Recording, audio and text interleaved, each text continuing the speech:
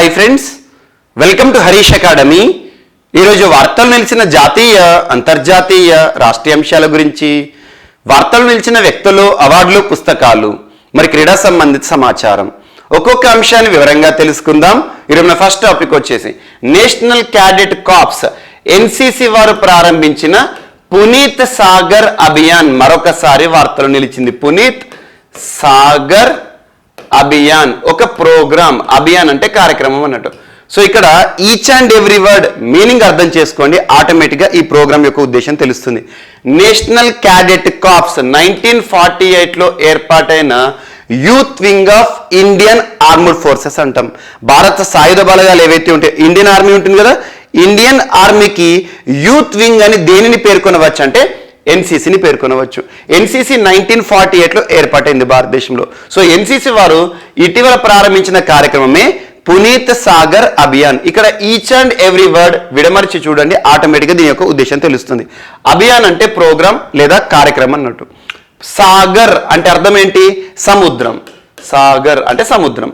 పునీత్ అంటే క్లీన్ చేయడం, పరిశుభ్రం చేయడం. అంటే సముద్ర ప్రాంతాలను పరిశుభ్రం చేసే ఒక ప్రత్యేకమైన కార్యక్రమమే పునీత్ సాగర్ అభియాన్.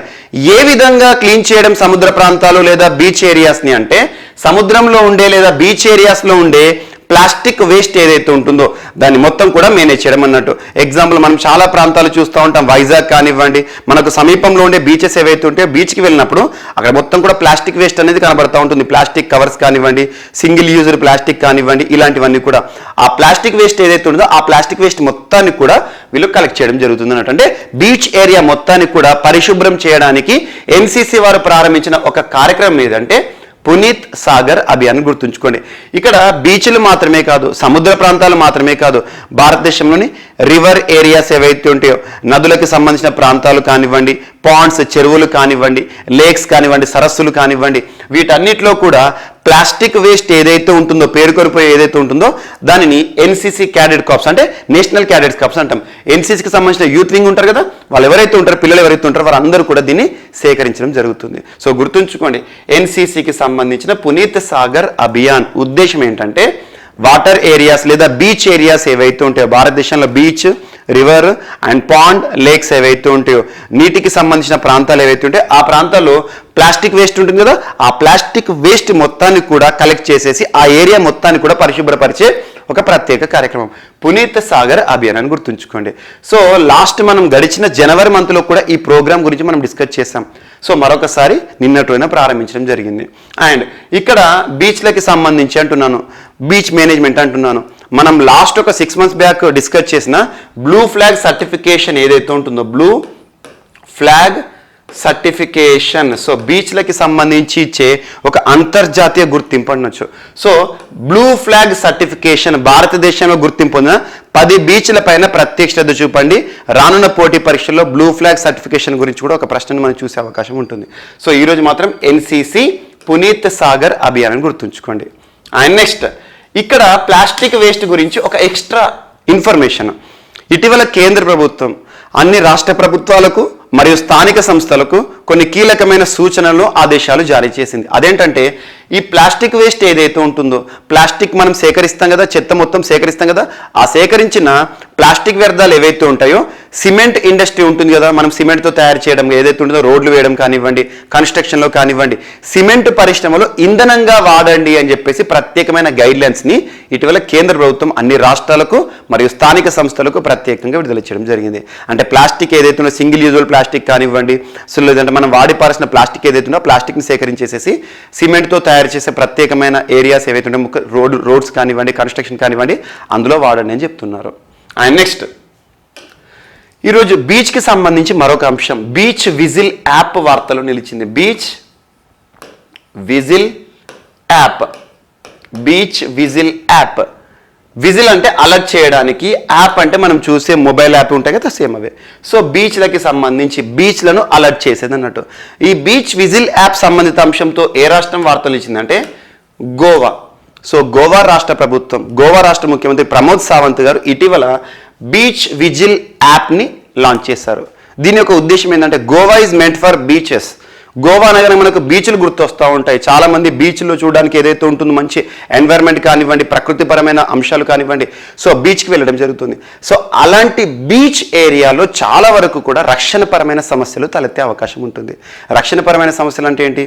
బీచ్లో చోటు చేసుకునే కొన్ని క్రైమ్స్ కానివ్వండి, బీచ్లో ఏదైనా ప్రత్యేకంగా మహిళలపై జరుగుతున్న దాడులు కానివ్వండి, వీటన్నిటిని దృష్టిలో ఉంచుకొని వాటి విషయంలో అలర్ట్ చేయడానికి అక్కడ ఉండే బీచ్కి సందర్శకులుగా వచ్చే పర్యాటకులు ఎవరైతే ఉంటారో వారందరూ కూడా ఎవరైనా అలర్ట్ చేయొచ్చు. ఏదైనా అనుకోని పరిస్థితి తలెత్తినప్పుడు ఆ బీచ్లో ఇలాంటి సంఘటన జరిగిందని చెప్పేసి అలర్ట్ చేయడానికి, ప్రభుత్వానికి అలర్ట్ చేయడానికి ఈ బీచ్ విజిల్ యాప్ని ప్రారంభించడం జరిగింది. ముఖ్యంగా రక్షణపరమైన అంశాలు దృష్టిలో ఉంచుకోవాలని గుర్తుంచుకోండి.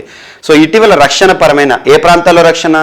బీచ్ ఏరియాలో రక్షణపరమైన సమస్యలను, అంశాలను దృష్టిలో ఉంచుకొని పర్యాటకుల సంరక్షణే ధ్యేయంగా బీచ్ విజిల్ యాప్ని ఏ రాష్ట్ర ప్రభుత్వం ప్రత్యేకంగా లాంచ్ చేసింది అంటే గోవా రాష్ట్ర ప్రభుత్వం గుర్తుంచుకోండి సరిపోతుంది. అండ్ ఇటీవల గోవా తరచూ వార్తలు నిలుస్తుంది. గోవాకి సంబంధించి ప్రత్యేకంగా ఇటీవల లిక్కర్ తయారీకి సంబంధించి ఒక ఆల్కహాల్ మ్యూజియం వార్తలు ఇచ్చింది. దేశంలోనే మొట్టమొదటి ఆల్కహాల్ మ్యూజియం కానివ్వండి, శాండ్ డ్యూన్ పార్క్ కానివ్వండి, ఇటువంటి అంశాలను ప్రత్యేకంగా లింక్ చేస్తూ చూడండి. గోవాకి సంబంధించి రానున్న పోటీ పరీక్షలో ఏదైనా ఇంపార్టెంట్ ఏరియా పైన ఫోకస్ చేసే అవకాశం ఉంటుంది. ఎందుకంటే బీచ్లకి సంబంధించి కానివ్వండి రెగ్యులర్గా న్యూస్లోకి వస్తుంది. అండ్ నెక్స్ట్ ఈరోజు రాజస్థాన్ రాష్ట్రానికి సంబంధించి అంచల్ అనే ఒక ప్రత్యేక కార్యక్రమం వార్తలు ఇచ్చింది. అంచల్ అనే ఒక కొత్త కార్యక్రమం, న్యూ ప్రోగ్రామ్ ఏ రాష్ట్ర ప్రభుత్వానికి సంబంధించి అంటే రాజస్థాన్. సో రాజస్థాన్ రాష్ట్ర ప్రభుత్వం అంచల్ అనే ఒక ప్రత్యేక కార్యక్రమాన్ని ఎవరి కోసం ప్రారంభించింది అంటే మాతా సంరక్షణ అని గుర్తుంచుకోండి. సో మాతా అండ్ శిశు సంరక్షణ. మాతా శిశు సంరక్షణ అంటే ఏంటంటే ప్రెగ్నెంట్ విమెన్ కానివ్వండి, లేదా ప్రసవం అయిన మహిళ కానివ్వండి, వీళ్ళందరి సంరక్షణ ధ్యేయంగా ఈ ప్రోగ్రాం యొక్క ప్రత్యేకత ఏంటంటే మెడికల్ ఎయిడ్ ఇస్తారు, మెడికల్ సపోర్ట్ ఇస్తారు. ఎవరికి? రాష్ట్రంలోని మహిళలు ఎవరైతే ఉంటారో, ముఖ్యంగా గర్భం దాల్చిన మహిళలు కానివ్వండి, ప్రసవం జరిగిన మహిళలు ఎవరైతే ఉంటారో వారికి ప్రత్యేకంగా మెడిసినల్ సపోర్ట్, మెడికల్ ఎయిడ్ ఇచ్చే ఒక ప్రత్యేక కార్యక్రమమే అంచల్. దీని ద్వారా, ఈ ప్రోగ్రాం ద్వారా జరిగే లబ్ధి అసలు ఏంటంటే, లాభం ఏంటంటే రాష్ట్రంలో ముఖ్యంగా maternal mortality rate, infant mortality rate, వీటి మొత్తాన్ని కూడా తగ్గించడం అన్నట్టు. మెటర్నల్ అనే పదం ఎక్కడ వచ్చినా మాతృ అనే పదానికి అర్థాన్ని ఇస్తుంది. మెటర్నల్. మోర్టాలిటీ అంటే ఏంటి? మోర్టాలిటీ అంటే మరణం అన్నట్టు. మనం ఎకానమీలో చదువుతూ ఉంటాం maternal mortality rate present in India అని చెప్పేసి, ప్రజెంట్ ఇన్ స్టేట్ అని చెప్పేసి. సో మెటర్నల్ మోర్టాలిటీ అంటే ఏంటంటే మాతృ మరణాల సంఖ్య, అంటే ఎంతమంది మదర్స్ చనిపోతున్నారు అని చెప్పేసి. సో మెటర్నల్ మోర్టాలిటీ రేట్ ఎంత తక్కువగా ఉంటే అంత మంచి పర్ఫార్మెన్స్ ఉన్నట్టు, ఎంత పెరిగితే అంత వర్స్ట్ పర్ఫార్మెన్స్ ఉన్నట్టు సంబంధిత ప్రభుత్వము. సో ఇక్కడ మెటర్నల్ మోర్టాలిటీ రేట్ని తగ్గించడం ఈ ప్రోగ్రామ్ యొక్క ఉద్దేశం. And next infant mortality rate అంటే ఏంటంటే అప్పుడే పుట్టిన శిశువు ఎవరైతే ఉంటారో పుట్టిన తర్వాత చనిపోవడం అన్నట్టు విత్ ఇన్ ద టైం పీరియడ్లో. సో ఇన్ఫాంట్ మోర్టాలిటీ రేట్ని తగ్గించడానికి. సో ఇక్కడ రాజస్థాన్ రాష్ట్ర ప్రభుత్వం అంచల్ అనే ఒక ప్రత్యేక కార్యక్రమాన్ని ఇటీవల ప్రారంభించింది. ఉద్దేశం ఏంటంటే it is a medical aid programme for the women. So మాతా శిశు సంరక్షణ ధ్యేయంగా అని గుర్తుంచుకోండి. ఉద్దేశం ఏంటంటే maternal mortality rate and infant mortality rate వీటిని ప్రత్యేకంగా తగ్గించడానికి ఉద్దేశించబడిన కార్యక్రమం. అండ్ ఇటీవల రాజస్థాన్ రాష్ట్రం ఇలాంటి అంశాలతో తరచూ వార్తలు నిలుస్తుంది. రాజస్థాన్ రాష్ట్రానికి సంబంధించి మనం ప్రత్యేకంగా బాల్య వివాహాలను అరికట్టడానికి, మ్యారేజ్ వివాహ సమయంలో పెళ్లి పత్రికలు ఉంటాయి కదా, పెళ్లి పత్రికల పైన వధువు వరుడి పేరుతో పాటు డేట్ ఆఫ్ బర్త్ని కూడా ఖచ్చితంగా ముద్రించాలని చెప్పేసి అధికారిక జీవోను విడుదల చేశారు. And at the same time Rajasthan రాష్ట్ర ప్రభుత్వం ప్రస్తుతం దేశంలోని ఏకైక రాష్ట్రం, దేనికి సంబంధించి అంటే రాష్ట్రంలోని ప్రతి వ్యక్తికి కూడా ప్రభుత్వం బీమా సౌకర్యాన్ని కల్పిస్తోంది, హెల్త్ ఇన్సూరెన్స్ని ప్రొవైడ్ చేస్తుంది. చిరంజీవి హెల్త్ ఇన్సూరెన్స్ అని చెప్పేసి మనం డిస్కస్ చేశాము. అండ్ ఇటీవల రాజస్థాన్ రాష్ట్ర ప్రభుత్వం స్వర్గీయ రాజీవ్ గాంధీ గారి పేరిట రాజీవ్ గాంధీ ఖేల్ రత్న పురస్కారాలను ప్రారంభించింది. రాజీవ్ గాంధీ ఖేల్ రత్న పురస్కారాలను ప్రారంభించిన రాష్ట్ర ప్రభుత్వం ఏదంటే రాజస్థాన్. అండ్ ఇటీవల రాజస్థాన్ రాష్ట్రంలో ఒక కోట వివాదాన్ని మనం చూసాము. అంబాగఢ్ ఫోర్ట్ వివాదం, అంబాగఢ్ కోట ఒక జెండాకి సంబంధించిన వివాదం, దాన్ని లింక్ చేసుకోండి. అండ్ ఇటీవల రాజస్థాన్ రాష్ట్రంలోని రామ్గర్ విష్దారి టైగర్ రిజర్వ్ భారతదేశంలో గుర్తింపు పొందిన 52వ పులుల సంరక్షణ కేంద్రం ప్రత్యేకంగా వార్తలు ఇచ్చింది. అది రాజస్థాన్కి సంబంధించి. సో ఇటీవల రాజస్థాన్ రాష్ట్రానికి సంబంధించి మనం డిస్కస్ చేసిన అన్ని అంశాలు కూడా ఇక్కడ ప్రత్యేకంగా లింక్ చేస్తూ చూడండి. And next Corbevax. కార్బేవాక్స్ ప్రత్యేకంగా వార్తలు ఇచ్చింది. కార్బేవాక్స్ ఏంటంటే ఒక వ్యాక్సిన్. దేనికి సంబంధించిన వ్యాక్సిన్? కోవిడ్-19కి సంబంధించి. కోవిడ్-19 ఏదైనా వ్యాక్సిన్ వార్తలు నిలిస్తే ప్రత్యేకంగా ఆ వ్యాక్సిన్ టెక్నాలజీ కానివ్వండి, తయారు చేసిన సంస్థ గురించి కానివ్వండి ప్రత్యేకంగా చూడండి. తరచూ మీకు కోవిడ్-19 వ్యాక్సిన్లకు సంబంధించి ప్రత్యేకంగా చెప్తున్నాను. ఎగ్జాంపుల్, రీసెంట్గా ఇటీవల ముగిసిన యూపీఎస్సీ సివిల్ సర్వీసెస్ ప్రిలిమినరీలో వ్యాక్సిన్ పైన క్వశ్చన్ అడిగారు. మనం తరచూ చెప్తున్నాను వ్యాక్సిన్ల పైన చూడండి అని చెప్పేసి. వ్యాక్సిన్ టెక్నాలజీ పైన ప్రశ్న అడిగారు. ఒకసారి ఆ ప్రశ్న చూడండి. ఇక్కడ కార్బేవాక్స్ ఏదైతే ఉంటుందో, కార్బేవాక్స్ వ్యాక్సిన్ ఎవరు తయారు చేస్తున్నారంటే బయాలజికల్ ఈ అనే సంస్థ. బయాలజికల్ ఈ అనే సంస్థ. బయాలజికల్ ఈ సంస్థ వార్తలు ఇచ్చింది కదా, ఎక్కడ ఉంది అంటారు. హైదరాబాద్ బేస్డ్ సంస్థ, మన హైదరాబాద్ కేంద్రంగా పనిచేస్తున్న సంస్థ బయాలజికల్ ఈ సంస్థ తయారు చేసిన కార్బేవాక్స్ ఏదైతే ఉంటుందో, ఈ వ్యాక్సిన్ కోవిడ్-19కి అడ్డుకట్ట వేయడానికి తయారు చేసిన వ్యాక్సిన్ ఏదైతే ఉంటుందో, ఈ వ్యాక్సిన్ ప్రత్యేకంగా భారతదేశంలో బూస్టర్ డోస్గా ఇవ్వచ్చు అంట. Booster dose. So booster dose అంటే ఏంటో తెలియాలి. మళ్ళీ మనం కోవాక్సిన్ కానీ కోవిషీల్డ్ కానివ్వండి, భారతదేశంలో drug control general of India వారు అనుమతులు ఇచ్చిన వ్యాక్సిన్లు ఏవైతే ఉంటాయో ఆ వ్యాక్సిన్లలో ఏదో ఒకటి మనం తీసుకున్నాం. అయితే కోవాక్సిన్ కానీ కోవిషీల్డ్ కానివ్వండి. సో 2 డోసులు పూర్తయిన వ్యాక్సిన్ ఏదైతే ఉంటుందో, మనం కోవాక్సిన్స్ ఎగ్జాంపుల్ పర్సన్ నేను తీసుకున్నాను అనుకోండి, నేను 2 డేసెస్ కోవాక్సిన్ తీసుకున్నాను విత్ ఇన్ ద టైంలో. ఆ తర్వాత ఇటీవల బూస్టర్ డోస్ అనేది మనం చూస్తూ ఉన్నాం. బూస్టర్ డోస్ ఎందుకంటే ఈ కరోనా డిఫరెంట్ వేవ్స్ వస్తున్నాయి, 3rd వేవ్ 4th వేవ్ అని చెప్పేసి. ఇలాంటి పరిస్థితుల్లో మనల్ని మనం కాపాడుకోవడానికి ప్రభుత్వం ఏం చేసింది, బూస్టర్ డోస్ని కూడా ఇస్తుంది. సో కోవాక్సిన్ తీసుకున్నా, కోవిషీల్డ్ తీసుకున్నా, ఏ వ్యాక్సిన్ తీసుకున్నా కూడా ప్రత్యేకంగా బూస్టర్ డోస్ అంటే అదనపు డోస్ అన్నట్టు 2 డోసెస్ తర్వాత ఇచ్చేది. ఆ బూస్టర్ డోస్గా కార్బేవాక్స్కి అనుమతులు ఇచ్చింది DCGI. గుర్తుంచుకోండి, drug control and general of India. భారతదేశంలో ఒక చిన్న ట్యాబ్లెట్ అయినా, ఒక సిరప్ అయినా, ఎలాంటి మెడికేషన్ అయినా కూడా భారతదేశంలో వినియోగంలోకి రావాలి అంటే DCGI అనుమతులు తప్పనిసరి. Drug control general of India వారు ఇటీవల కార్బేవాక్స్కి అనుమతులను జారీ చేయడం జరిగింది. ఇదొకటి ఇంపార్టెంట్. అండ్ దీంతో పాటు ఇప్పటివరకు భారతదేశంలో గుర్తింపు పొందిన, అనుమతులు పొందిన DCGI నుండి అప్రూవల్గా ఉన్న వ్యాక్సిన్ అన్నింటినీ చూడండి. ఆల్మోస్ట్ 9 వ్యాక్సిన్స్ గురించి మనం డిస్కస్ చేసాం. అండ్ ఆ వ్యాక్సిన్లతో పాటు ఏ సంస్థ తయారు చేస్తుంది, ఆ టెక్నాలజీ గురించి చూడండి. RNA ఆధారిత వ్యాక్సిన్లు ఏంటి, DNA ఆధారిత వ్యాక్సిన్ ఏంటి, జైకోడి ఎగ్జాంపుల్, ఇలాంటి వాటిపైన ప్రత్యేక చూడండి. రెగ్యులర్గా మనం రిపీట్ చేస్తూ ఉన్నాం. అండ్ ఇక్కడ కొన్ని సంస్థల గురించి కూడా లింక్ చేసుకోండి. DCGI కానివ్వండి, and central drugs standard control organisation కానివ్వండి, ఔషధ నియంత్రణ సంస్థ అంటాం. And at the same time INSACOG గురించి కానివ్వండి ప్రత్యేకంగా లింక్ చేస్తూ చదవండి. కొన్ని సంస్థలపైన కూడా ప్రశ్నలు అడుగుతారు అన్న పోటీ పరీక్షలో. అండ్ నెక్స్ట్ ఈరోజు మరొక అంశం, దేశంలోనే మొట్టమొదటిసారి సోలోగమి అనే ఒక పదం వార్తలు నిలిచింది. సోలోగమి. గమి అంటే మ్యారేజ్, సోలో అంటే సింగిల్. కామన్గా మనం ఎగ్జాంపుల్ మ్యారేజ్ అనేది వివాహం ఏదైతే ఉంటుందో ఒక వధువు ఒక వరుడు వీరిద్దరి మధ్య జరుగుతుంది వివాహ సంబంధం అనేది. సహజ సిద్ధంగా మనం చూస్తూ ఉంటాం. ఇటీవల మనకు చాలా దేశాల్లో ట్రాన్స్జెండర్లు ఇటువంటి మనం చూస్తున్నాం. అవన్నీ మనకు అవసరం లేదు. గేల వివాహం కానివ్వండి, లెస్బియన్ల వివాహం కానివ్వండి, ఇవన్నీ కాదు. ఇక్కడ సోలోగమి అంటే నన్ను నేనే పెళ్లి చేసుకోవడం అన్నట్టు. ఇది ఎందుకు వార్తలు నిలిచిందంటే ఇటీవల వడోదర ఎక్కడ ఉంది, గుజరాత్ రాష్ట్రంలోని ఒక మహిళ 24 years విమెన్ తను ఒక మ్యారేజ్ ఇన్విటేషన్ ఇచ్చింది. రానున్న జూన్ 11వ తేదీన తన యొక్క వివాహం అవసరం ఉందట. మరి వివాహం ఒక వధువు కాబట్టి వరుడు కావాలి.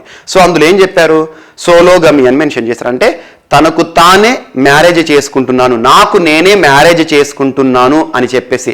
మ్యారేజ్ ఆఫ్ వన్నెస్ అనొచ్చు, వన్ సెల్ఫ్ అనొచ్చు, అంటే ఎవరికి వారే పెళ్లి చేసుకోవడం అన్నట్టు. సో ఇలాంటిది కామన్గా మనకి వినడానికి చాలా రేర్గా ఉంటుంది, అంత వినసొంపుగా ఉండదు, అంత యాక్సెప్ట్ కూడా చేయం. సో సోలోగమి అనే పదం ఇటీవల వార్తలో నిలిచింది. ప్రత్యేకత ఏంటంటే మ్యారేజ్ ఆఫ్ వన్ సెల్ఫ్ అని గుర్తుంచుకోండి. అంటే తనకు తానే వివాహం చేసుకునేదాన్ని సోలోగమి అంటాం. ఇదొకటి గుర్తుంచుకోండి. వడోదరకి సంబంధించిన ఒక మహిళ విషయంలో దాదాపు అన్ని పేపర్స్లో కూడా సోలోగమి భారతదేశంలోనే మొట్టమొదటి సోలోగమి అని చెప్పేసి. ఈ సోలోగమి అనేది భారతదేశంలో మొదటిసారి, కానీ ప్రపంచ దేశాల్లో అంతకుముందు చరిత్రలో 1-2 సార్లు జరిగిన సందర్భాలు ఉన్నాయి. అంటే నాకు నేనే వివాహం చేసుకోవడం. ఈ వివాహం కూడా ప్రైవసీతో చేసుకోవడం కాదు, భారీ మొత్తంలో ఎవరైతే ఉంటాం మన వివాహ సమయంలో వచ్చే మన చుట్టాలు కానీ వాళ్ళు ఉంటారు కదా, వాళ్ళందరూ కూడా వందలాది మందికి ఇన్విటేషన్ ఇచ్చేసి వందలాది ముందు తనకు తానే వివాహం చేసుకుంటున్నానని చెప్పేసి ఒక ప్రకటన చేసింది ఒక యువతి.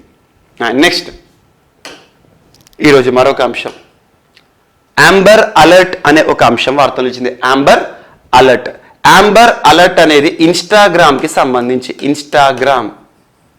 ఇన్స్టాగ్రామ్ అంటే సోషల్ మీడియా యాప్. మనం తరచూ చూస్తూ ఉంటాం సోషల్ మీడియా యాప్. ఇన్స్టాగ్రామ్ అనేది మెటా సంస్థకి సంబంధించిన ఒక యాప్. మనందరికీ తెలుసు ఫేస్బుక్ యొక్క నూతన పేరు మెటా. సో ఫేస్బుక్ సంస్థ ఉంటుంది కదా, ఫేస్బుక్ సంస్థ మార్క్ జుకర్బర్గ్. సో ఫేస్బుక్ యొక్క మదర్ కంపెనీ మెటా అనే ఒక పేరుగా మారింది. సో మెటాకి సంబంధించి మనం ప్రస్తుతం వాడే వాట్సాప్ కానీ, ఇన్స్టాగ్రామ్ కానివ్వండి, ఫేస్బుక్ కానివ్వండి, ఇవన్నీ కూడా మెటా గ్రూప్కి సంబంధించినవి. ఇన్స్టాగ్రామ్లో ఒక ప్రత్యేకమైన అలర్ట్ని ఇటీవల ఇన్స్టాగ్రామ్ వాళ్ళు ఆన్ చేశారు. ఆ అలర్ట్ ఏంటంటే యాంబర్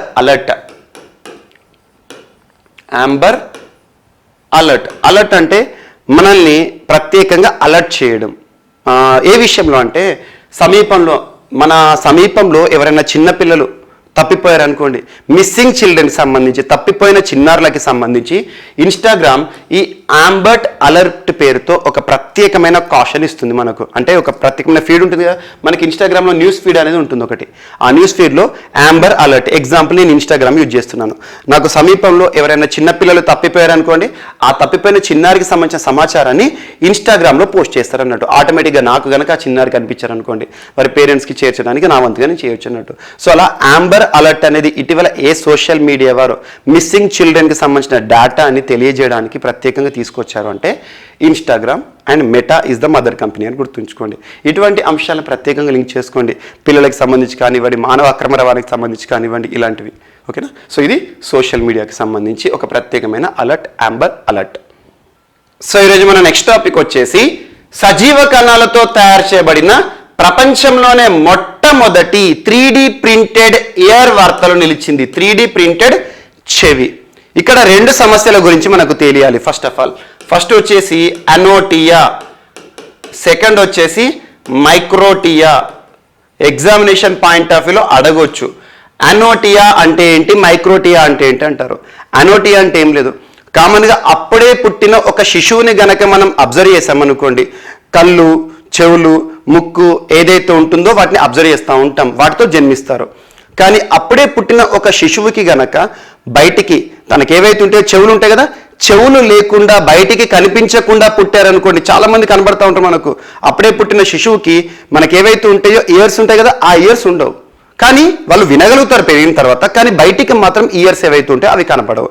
ఆ సమస్యను ఏమంటామంటే అనోటియా అంటాం. మైక్రోటియా, మైక్రో అంటే చిన్న, చెవులు ఉంటాయి కానీ నార్మల్ సైజులో ఉండవు, అందరికీ ఉన్నట్టుగా నార్మల్ సైజులో ఉండవు. కొంతమందికి చెవులు ఏవైతే ఉంటాయో, ఇయర్స్ ఏవైతే ఉంటాయో చాలా చిన్నగా ఉంటాయి అన్నట్టు, దాన్ని మైక్రోటియా అంటాం. మరి ఎందుకు ఇప్పుడు చెవుల గురించి చెప్తున్నానంటే, ఇయర్స్ గురించి చెప్తున్నానంటే, ఇటీవల ప్రపంచంలోనే మొట్టమొదటిసారి 3D బయో అనే ఒక సంస్థ, 3D బయో సంస్థ హెడ్ క్వార్టర్ ఎక్కడ ఉందంటే న్యూయార్క్లో ఉంది, అమెరికాకి సంబంధించిన ఒక సంస్థ.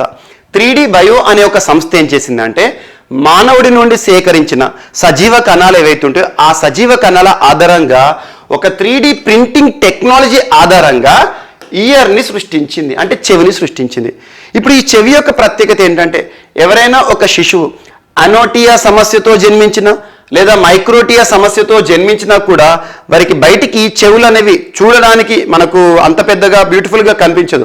అలాంటి వారు ఎవరైతే ఉంటారో వారికి బాహ్యంగా ఈ చెవుని డైరెక్ట్గా మనం అక్కడ బిగించడం జరుగుతుంది. సో మనకి కృత్రిమంగా చెవిని తయారు చేస్తారు, కానీ సజీవ కణాలతో తయారు చేయడం జరుగుతుంది. అలాంటి ఒక చెవి ప్రపంచంలోనే మొట్టమొదటిసారి ఇటీవల వార్తలు ఇచ్చింది. ఎవరు తయారు చేశారంటే 3D బయో అనే ఒక సంస్థ అని గుర్తుంచుకోండి. ఇక్కడ ఈ టాపిక్కి సంబంధించి ఈ రెండు సమస్యలు వార్తాపత్రికలో మనం చూడడం జరుగుతుంది. అనోటియా అంటే ఏంటి, మైక్రోటియా అంటే ఏంటి. అనోటియాతో జన్మించిన ఒక శిశువు ఏ విధంగా కనబడతాడు అంటే బయటికి బాహ్యంగా చూస్తే చెవులు కనబడవు. మైక్రోటియా అంటే చెవులు ఉంటాయి, చాలా చిన్న సైజులో ఉంటాయి. ఇదొకటి. ఈ సమస్యతో ఇబ్బంది పడేవారు ఎవరైతే ఉంటారో వారి కోసం సజీవ కణాలు, వారి బాడీ నుండి తీసుకున్న కణాలు ఏవైతే ఉంటాయో వాటి ఆధారంగా స్కిన్ టిష్యూ వాటన్నిటిని తయారు చేసేసి ఒక ఇయర్ని ప్రింటింగ్ చేస్తారు అన్నట్టు. ఇదొకటి ఇంపార్టెంట్. ఆ ఇయర్ ఏదైతే నార్మల్గా మనం చూసే ఇయర్ లాగానే ఉంటుంది. అండ్ నెక్స్ట్, ఈరోజు ఒక గణాంకాలు వార్తలు ఇచ్చాయి. ప్రతి 36 మంది శిశువుల్లో ఒకరు తొలి పుట్టినరోజును చూడట్లేదంట. ఇక్కడ కొన్ని స్టాటిస్టిక్స్ కేంద్ర ప్రభుత్వానికి సంబంధించి. సో దేశంలో శిశు మరణాలు తగ్గుముఖం పట్టినప్పటికీ ప్రతి 36 మందిలో ఒకరు కనీసం తొలి పుట్టినరోజును కూడా చూడకుండానే ప్రాణాలు కోల్పోతున్నారని చెప్పేసి ఎవరు చెప్తున్నారంటే registrar general of India general of India, మనందరికీ తెలుసు. సెన్సస్, జనగణన అంటాం, జనాభా లెక్కలు. ప్రతి ఏటా కూడా జనగణన ఎవరు చేస్తారు? రిజిస్ట్రార్. ప్రతి ఏటా అనకూడదు, ప్రతి 10 yearsకి ఒకసారి, ఎవ్రీ డికేడ్కి చూస్తూ ఉంటాం.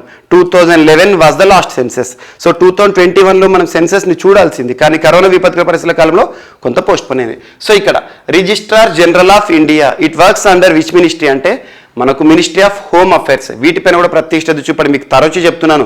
అపెడా ఏ మంత్రిత్వ శాఖ పరిధిలో పనిచేస్తుంది? Department for promotion and industries and internal trade ఏ మంత్రిత్వ శాఖ పరిధిలో పనిచేస్తుంది? ఎందుకు దీని యొక్క ఉద్దేశం అంటే, ఇటీవల యూపీఎస్సీ సివిల్స్ ప్రిలిమినరీలో ఏ మినిస్ట్రీ పరిధిలో ఒక సంస్థ పనిచేస్తుంది ఇలాంటిది కూడా అడిగారు. టీ బోర్డు గురించి అడిగారు. Tea board works under which ministry అని చెప్పేసి. సో ఈ విధంగా, సో ఏదైనా ఉంటే కొన్ని ఇంపార్టెంట్ ఏరియాస్ ఉంటే, సంస్థలు ఉంటే ఏ మంత్రిత్వ శాఖ పరిధిలో గుర్తుంచుకోండి. రిజిస్ట్రార్ జనరల్ ఆఫ్ ఇండియా వారు ఈ గణాంకాలు విడుదల చేశారు. మరి ఏ మంత్రిత్వ శాఖకు సంబంధించి? Ministry of home affairs.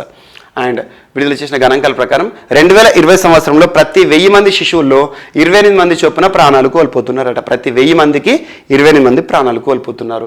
1971లో అయితే ఈ సంఖ్య 129గా ఉండేది, అంటే ఇప్పుడు తగ్గుతూ వచ్చింది. అండ్ మరణాల రేటు, సో గత 10 ఏళ్లలో శిశు మరణాల రేటుని కనుక చూస్తే మనం, ఇన్ఫాంట్ మోర్టాలిటీ రేట్, శిశు మరణాల సంఖ్య అబ్జర్వ్ చేస్తే 36 మేర తగ్గింది. దేశంలో లేదా ఒక ప్రాంతంలో ఆరోగ్య పరిస్థితులు ఎలా ఉన్నాయో చెప్పడానికి IMR అంటే ఇన్ఫాంట్ మోర్టాలిటీ రేట్ను ఒక కీలక ప్రాతిపదికగా మనం చూస్తూ ఉంటాం. గ్రామీణ ప్రాంతాల్లో ఒకప్పుడు 1000 మంది శిశువుల్లో 48 మంది తొలి ఏడాదిలోనే చనిపోయేవారు. అది 31 తగ్గింది. ఎంత నుండి ఎంత తగ్గింది చూడండి. గ్రామీణ ప్రాంతాలు, రూరల్ ఏరియాస్. పట్టణ ప్రాంతాల విషయంలో ఈ సంఖ్య 29 నుంచి 19కి తగ్గిందంట. అండ్ 2020లో అత్యధికంగా మధ్యప్రదేశ్లో IMR 43 ఉంది, అంటే ఎక్కువగా ఉంది, అంటే ఎక్కువ మంది శిశువులు చనిపోతున్నారు అన్నట్టు. ఇది అంత గొప్ప యాక్సెప్ట్ చేయాల్సిన విషయం కాదు. మధ్యప్రదేశ్ అనేది ఇన్ఫాంట్ మోర్టాలిటీ రేట్ విషయంలో వర్స్ట్ పర్ఫార్మెన్స్ అన్నట్టు. మిజోరాంలో అత్యల్పంగా 3 ఉంది, అంటే ప్రతి 1000 మందికి 3 మాత్రమే చనిపోతున్నారు అన్నట్టు. అండ్ ఒక ఏడాదిలో ప్రతి 1000 మంది జనాభాకు ఎంతమంది పిల్లలు పుడుతున్నారో తెలిపే జననాల రేటు అఖిల భారత స్థాయిలో 1971లో 36.9 ఉంటే 2020 నాటికి 19.5కి తగ్గిందంట. పట్టణ గ్రామీణ ప్రాంతాల మధ్య అంతరం చాలా వరకు తగ్గిన గత 5 దశాబ్దాలుగా గ్రామాల్లో జననాల రేట్ అనేది ఎక్కువగానే ఉందంట. సో ఇటువంటి గణాంకాలు వార్తలు నిలిస్తే, అందులోనూ రిజిస్ట్రార్ జనరల్ ఆఫ్ ఇండియా వారు కానివ్వండి, and ministry of health and family welfare వారికి సంబంధించి national health and family survey రీసెంట్గా 5th ఎడిషన్ వార్తలు ఇచ్చింది. ఇటువంటి గణాంకాలపైన పోటీ పరీక్షలు ఖచ్చితంగా ప్రశ్నలు అడుగుతారు. అండ్ నెక్స్ట్, ఈరోజు మరొక అంశం. ఇటీవల గడిచిన శనివారం రోజున సుప్రీంకోర్టు ఇచ్చిన కీలక తీర్పు. దేనికి సంబంధించి అంటే ప్రొటెక్టెడ్ ఫారెస్ట్కి సంబంధించి రక్షణ వలయాలను ఏర్పాటు చేయాలని చెప్పేసి. సో సుప్రీంకోర్టు కీలక ఆదేశాలు దేనికి సంబంధించి అంటే రక్షిత అటవీ ప్రాంతాల చుట్టూ పర్యావరణ సున్నిత వలయాన్ని ఏర్పాటు చేయాలంట. దేశంలోని అన్ని రక్షిత అటవీ ప్రాంతాల చుట్టూ కనీసం 1 కిలోమీటర్ మేర రక్షిత అటవీ ప్రాంతం, ప్రొటెక్టెడ్ ఫారెస్ట్ అనుకోండి, దాని చుట్టూ సెన్సిటివ్ ఫారెస్ట్ కవర్ అన్నట్టు. సో 1 కిలోమీటర్ మేర భూభాగం పర్యావరణ సున్నిత వలయం, ఎకో సెన్సిటివ్ జోన్గా ఉండాలని సుప్రీంకోర్టు తెలిపింది. ఈ కిలోమీటర్ ప్రాంతంలో ఎలాంటి శాశ్వత నిర్మాణాలు చేపట్టకూడదని స్పష్టం చేసింది. అండ్ జాతీయ వన్యప్రాణి సంరక్షణ కేంద్రాలు, నేషనల్ పార్కుల్లో ఎలాంటి మైనింగ్ కార్యక్రమాలు చేపట్టకూడదని, ఇందుకు అనుమతులే ఇవ్వకూడదని తెలిపింది. ఒకవేళ ఇప్పటికే ఎక్కడైనా పర్యావరణ సున్నిత ప్రాంతాలుగా కిలోమీటర్కి మించి ప్రకటించి ఉన్న ఏదైనా చట్టబద్ధమైన సంస్థ కిలోమీటర్ మించిన ప్రాంతాన్ని పర్యావరణ సున్నిత ప్రాంతంగా గుర్తించి ఉన్నా ఆ సరిహద్దే చెల్లుబాటు అవుతుందని ఇటీవల సుప్రీంకోర్టు చెప్పింది. గుర్తుంచుకోండి, అంటే ముఖ్యంగా అటవీ ప్రాంతాల సంరక్షణ చర్యలను గుర్తుంచుకోండి. అందులో సుప్రీంకోర్టు ఇన్వాల్వ్ అయింది. ఎకో సెన్సిటివ్ జోన్గా ప్రొటెక్టెడ్ ఫారెస్ట్ చుట్టూ కూడా 1 కిలోమీటర్ రేడియస్ వరకు కూడా విస్తరింపచేయాలి. అక్కడ ఎలాంటి నిర్మాణాలు కానీ, ఎలాంటి ఫైనాన్షియల్ ఎకనామికల్ యాక్టివిటీస్ కానీ నిర్వహించకూడదని చెప్తున్నారు. అండ్ నెక్స్ట్, ఇటీవల చైనాకి సంబంధించి లాంగ్ మార్చ్ 2F ప్రయోగం వార్తలు నిలిచింది. లాంగ్ మార్చ్ రాకెట్ పేరు వినగానే చైనా గుర్తుకు రావాలి. ఎగ్జాంపుల్, భారతదేశం అనగానే PSLV. సో PSLV చేసే ఏదైతే ఉంటుందో, రాకెట్ లాంచింగ్ ఏదైతే ఉంటుందో అన్ని కూడా విజయవంతం. భారతదేశానికి మోస్ట్ సక్సెస్ఫుల్ రాకెట్ ఏంటంటే PSLV. అలా చైనా అనగానే మనకు గుర్తుకు రావాల్సింది long March. Long March 2F series గుర్తుంచుకోండి. ఈ రాకెట్ ద్వారా ఇటీవల ఒక స్పేస్ షిప్ని, అంతరిక్ష నౌకని పంపించడం జరిగింది. అందులో 3 వ్యోమగాములను చైనా పంపించింది. ఆ స్పేస్ క్యాప్సూల్ పేరు ఏంటంటే షింజౌ 14. షింజౌ 14 స్పేస్ క్యాప్సూల్ అంతరిక్షంలోకి పంపించిన ఒక నౌక అన్నట్టు. అందులో 3 వ్యోమగాములను పంపించారు. ఎందుకంటే ఇటీవల చైనా తలపెట్టిన ఒక యాగం ఏంటంటే వారి కోసం సొంతంగా అంతరిక్ష కేంద్రాన్ని ఏర్పాటు చేయబోతున్నారు. ఇంటర్నేషనల్ స్పేస్ స్టేషన్ ఏదైతే అందులో చైనా పాత్ర లేదు. మాకు కావాల్సిన అవసరాలు మా పరిశోధనల కోసం ప్రత్యేకంగా మేమే అంతరిక్ష కేంద్రాన్ని ఏర్పాటు చేసుకుంటామని చెప్పేసి చైనా సొంత అంతరిక్ష కేంద్రాన్ని నిర్మించుకుంటుంది. తియాంగాంగ్ అండ్ తియాన్ హే అని చెప్పేసి ఇటీవల మనం తరచూ డిస్కస్ చేస్తున్నాం. అందులో భాగంగా ఆ అంతరిక్ష కేంద్రం నిర్మాణం కోసం 3 వ్యోమగాములను చైనా ఇటీవల షింజౌ 14 స్పేస్ క్యాప్సూల్ ద్వారా ఈ లాంగ్ మార్చ్ 2F రాకెట్ ద్వారా పంపించడం జరిగింది. ఇది విజయవంతం అని చెప్పేసి చైనా అధికారికంగా ప్రకటించారు. అండ్ ఇటీవల చైనాకి సంబంధించి SNTకి సంబంధించి చాలా అంశాలు ప్రత్యేకంగా చూడండి, రానున్న పోటీ పరీక్షలో అడగొచ్చు. జురాంగ్ అనేది చైనాకి సంబంధించి అగ్నిదేవత పేరు, fire goddess. Zhurong rover Mars పైన చైనా చేస్తున్న ప్రయోగాలు. అండ్ ఇటీవల చైనాకి సంబంధించి నియో 01 రోబో శాటిలైట్ ప్రత్యేకంగా వార్తలు ఇచ్చింది. అంతరిక్ష చెత్త నిర్వహణ, స్పేస్ డెబ్రిస్ లేదా స్పేస్ జంక్ ఏదైతే ఉంటుందో దాని నిర్వహణ కోసం చైనా చేసిన ప్రయోగం నియో 01 అండ్ షిజ్వాన్ 21 కూడా సేమ్ పర్పస్. అండ్ ఇటీవల చైనాకి సంబంధించి ప్రపంచంలోని మొట్టమొదటి దేశం అనే ఒక అంశం వార్తలు ఇచ్చింది. సింథటిక్ కానాబినాయిడ్స్ పైన నిషేధం విధించింది. అండ్ చైనా ప్రపంచంలో 40th కంట్రీ, మలేరియా ఫ్రీ కంట్రీగా వార్తలు నిలిచింది. అండ్ చైనాకి సంబంధించి బైహతాన్ హైడ్రో ఎలక్ట్రిక్ ప్రాజెక్ట్ ప్రపంచంలో 2వ అతిపెద్ద హైడ్రో ఎలక్ట్రిసిటీ ప్రాజెక్ట్ వార్తలు నిలిచింది. అండ్ చైనాకి సంబంధించి ఇటీవల కాలంలో మనం డిస్కస్ చేసిన టోకోమాక్ కృత్రిమ సూర్యుడి సృష్టి అని చెప్పేసి వీటిని ప్రత్యేకంగా చూడండి. అండ్ నెక్స్ట్ ఇటీవల అస్సాంలోని కొండ ప్రాంతాల్లో ఒక నూతన డ్రాగన్ ఫ్లై యొక్క ఆనవాలను శాస్త్రవేత్తలు కనుగొన్నారు. దాని పేరేంటి అంటారు. సో ప్లాటిగాంఫస్ బెన్రిటారుమ్ అనేది ఇటీవల వార్తలు నిలిచింది. అదేంటి అంటారు. అది ఒక డ్రాగన్ ఫ్లై అని గుర్తుంచుకోండి. డ్రాగన్ ఫ్లై మన ప్రాంతాలు కూడా చూస్తూ ఉంటాం. ఈ డ్రాగన్ ఫ్లైలో కొత్త ఆనవాలు అన్నట్టు, కొత్త స్పీసీస్ అన్నట్టు. అదే ప్లాటిగాంఫస్ బెన్రిటారియం. ఎక్కడ బయటపడింది? అస్సాంలో శాస్త్రవేత్తలు ఎవరైతే ఉంటారో కనుక్కోవడం జరిగింది. సో ఇటువంటి నూతన ఆనవాలు బయటపడితే ఆ పేరు గుర్తుంచుకోండి, సైంటిఫిక్ నేమ్. అదేంటో చూడండి, ఏ ప్రాంతంలో బయటపడిందో చూడండి, సరిపోతుంది. దాని యొక్క స్పెసిఫికేషన్స్ ఇవన్నీ కూడా మనకు అవసరం లేదు. ఒకవేళ ప్రపంచంలోనే అతి చిన్న అతి పెద్ద జీవి అని కనుక వార్తలు ఇచ్చింది అనుకోండి, నూతన స్పీసీస్, అప్పుడు ప్రత్యేకంగా చూడండి. అండ్ నెక్స్ట్ సో ఈరోజు నెక్స్ట్ టాపిక్ వచ్చేసి వార్తల్లో వ్యక్తులు. ఈరోజు వార్తల్లో నిలిచిన ఫస్ట్ పర్సన్ ఒక ప్రతిష్టాత్మక పురస్కార గ్రహీతగా వార్తలు ఇచ్చిన భారతీయుడు. ఆ పర్సన్ ఎవరంటే ఫాదర్ స్టాన్ స్వామి. ఇతను జార్ఖండ్ రాష్ట్రానికి సంబంధించిన వ్యక్తి. అంతకుముందు మనకు భీమా కోరేగావ్ కేసు ఏదైతుందో అందులో అరెస్ట్ అయ్యాడు ఇతను. సో ఇక్కడ మనకు ఇతను ఎందుకు ఈరోజు వార్తలు ఇచ్చారంటే ప్రపంచంలోనే నోబెల్ పురస్కారంగా భావించే ఒక పురస్కారం. మనందరికీ తెలుసు నోబెల్ పురస్కారం ఏదైతే ఉంటుందో 6 రంగాల్లో మాత్రమే ఇస్తారు. 6 రంగాలు కాకుండా గణిత శాస్త్రంలో ఇచ్చే నోబెల్ని అబెల్ ప్రైజ్ అని చెప్పేసి ఇటీవల మనం ప్రత్యేకంగా డిస్కస్ చేశాం.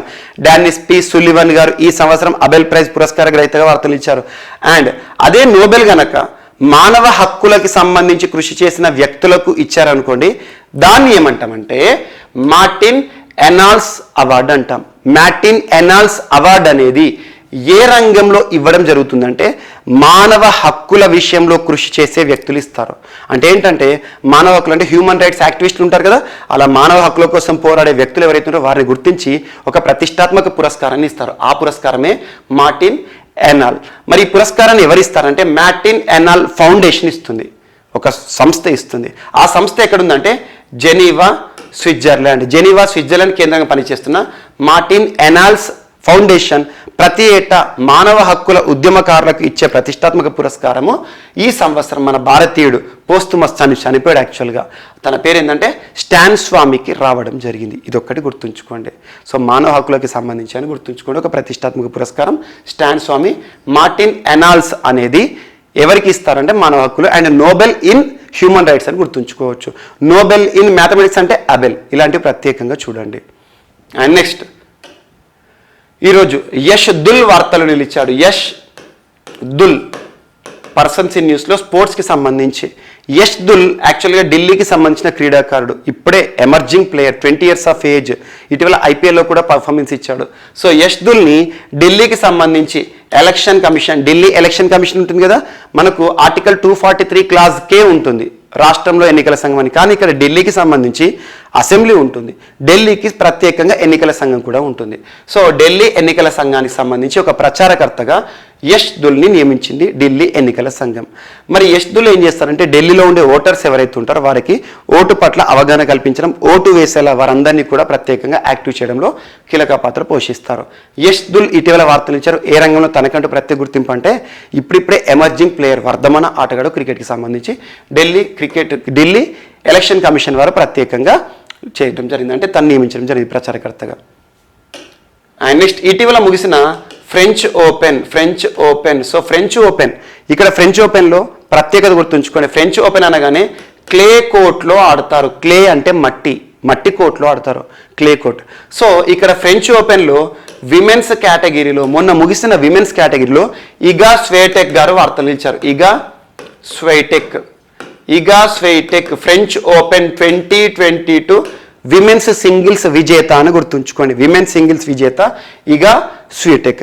అదే మెన్స్ సింగిల్స్, పురుషుల సింగిల్స్ విజేత ఎవరు అనగానే ఫ్రెంచ్ ఓపెన్ అనగానే ఎగ్జామినేషన్ పాయింట్ ఆఫ్ లో గుర్తుంచుకోండి, రఫెల్ నాదల్. ప్రపంచంలోనే అత్యధిక గ్రాండ్ స్లామ్లు గెలుచుకున్న టైటిల్ ప్రస్తుతం రఫెల్ నాదల్ పేరిట ఉంది. ఈ టైటిల్ విజేతగా వార్తలు ఇచ్చేసరికి తన కెరీర్లో 22 గ్రాండ్ స్లామ్లు గెలిచాడు. గుర్తుంచుకోండి, 22nd గ్రాండ్ స్లామ్ విక్టరీ ఏంటిది? French open. మట్టి కోర్టు రారాజు అంటాం. సో అలాంటి రఫెల్ నాదల్ ఈ సంవత్సరం ముగిసిన ఫ్రెంచ్ ఓపెన్లో కూడా విజేతగా ఉన్నాడు. తన కెరీర్లో ఫ్రెంచ్ ఓపెన్ అంటేనే రఫెల్ నాదల్. సో మెన్స్లో రఫెల్ నాదల్ అండ్ విమెన్లో ఇగా స్వైటెక్ అని గుర్తుంచుకోండి. వీరు విజేతలు, మహిళలు మరి పురుషులకి సంబంధించి. అండ్ ఈరోజు వార్తలు నిలిచిన అంశాలు ఒకసారి ర్యాపిడ్గా చూస్తే, పునీత్ సాగర్ అభియాన్ వార్తలు నిలిచింది national cadet corps youth wing of Indian armed forces సంబంధించి. అండ్ బీచ్ విజిల్ యాప్ని ప్రత్యేకంగా లాంచ్ చేసిన రాష్ట్రం ఏంటంటే గోవా. అండ్ అంచల్ అనే ఒక ప్రత్యేకమైన కార్యక్రమాన్ని ప్రారంభిస్తూ రాజస్థాన్ రాష్ట్రం ప్రత్యేకంగా మహిళలకి సంబంధించి సంరక్షణ చర్యలు. అండ్ కార్బోవాక్స్కి బూస్టర్ డోసుగా అనుమతులు జారీ చేసింది drug control and general of India. And sologamy, తనకు తానే వివాహం చేసుకున్నట్టుగా ప్రకటిస్తూ ఒక మహిళ గుజరాత్ రాష్ట్రానికి సంబంధించి ప్రత్యేకంగా వార్తలు ఇచ్చారు. సోలోగమి అనే పదానికి అర్థం చూడండి, సరిపోతుంది. అండ్ ఆంబర్ అలర్ట్ అనే ఒక ప్రత్యేకమైన ఇనిషియేటివ్తో ఇన్స్టాగ్రామ్ వార్తలు ఇచ్చింది మిస్సింగ్ చిల్డ్రన్కి సంబంధించిన సమాచారాన్ని ఇవ్వడం. అండ్ నెక్స్ట్, సో అనోటియా అండ్ మైక్రోటియా అనే 2 సమస్యలతో ఇబ్బంది పడేవారు ఎవరుతుంటారో వారి కోసం సజీవ కణాలతో ప్రపంచంలోని మొట్టమొదటిసారి ఒక ఇయర్ని తయారు చేయడం జరిగింది 3D బయో అనే ఒక సంస్థ. అండ్ ప్రతి 36 మంది శిశువుల్లో ఒకరు పుట్టినరోజు కూడా జరుపుకోవట్లేదని చెప్పేసి రిజిస్ట్రార్ జనరల్ ఆఫ్ ఇండియా వారికి సంబంధించి కొన్ని కీలకమైన గణాంకాలు, ఎగ్జామినేషన్ పాయింట్ ఆఫ్ లో గణాంకాలను గుర్తుంచుకోండి. అండ్ రక్షిత ప్రాంతాలు, ప్రొటెక్టెడ్ ఫారెస్ట్ ఏరియా చుట్టూ కూడా ఎకో సెన్సిటివ్ జోన్గా 1 కిలోమీటర్ రేడియస్లో గుర్తించాలని చెప్పేసి సుప్రీంకోర్టు ప్రత్యేక ఆదేశాలు. And next, Shinzo 14 space capsule and China నిర్మిస్తున్న అంతరిక్ష కేంద్రానికి సంబంధించి లాంగ్ మార్చ్ 2F ప్రయోగం విజయవంతం. అండ్ వార్తలు నిలిచిన ఒక డ్రాగన్ ఫ్లై, సో ప్లాటిగోంఫస్ బ్యాండిటోరియం అనేది ఏదైతే ఉంటుందో ఇటీవల అస్సాంలో శాస్త్రవేత్తలు గుర్తించారు. అండ్ మానవ హక్కుల్లో నోబెల్ పురస్కారంగా భావించే మార్టిన్ ఎనాల్స్ పురస్కార గ్రహీతగా ఈ సంవత్సరం స్టాన్ స్వామి గారు వార్తలు ఇచ్చారు. అండ్ యష్ దుల్ ప్రత్యేకంగా వార్తలు ఇచ్చారు. యష్ దుల్ ఇటీవల ఢిల్లీకి సంబంధించి ప్రచారకర్తగా. అండ్ ఇటీవల ముగిసిన ఫ్రెంచ్ ఓపెన్ మహిళల విజేతగా ఇగా స్వైటెక్ అండ్ పురుషుల విజేతగా మట్టికోటు రారాజు మనకు రఫెల్ నాదల్. సో ఇవి ఈరోజు వార్తలు నిలిచిన అంశాలు. మిస్లేనియస్ అంశాలు ఏమైనా మిగిలిపోతే మాత్రం రేపటి క్లాస్లో యాడ్ చేసుకుని నేర్చుకుందాం. రేపు కలుద్దాం. Thank you.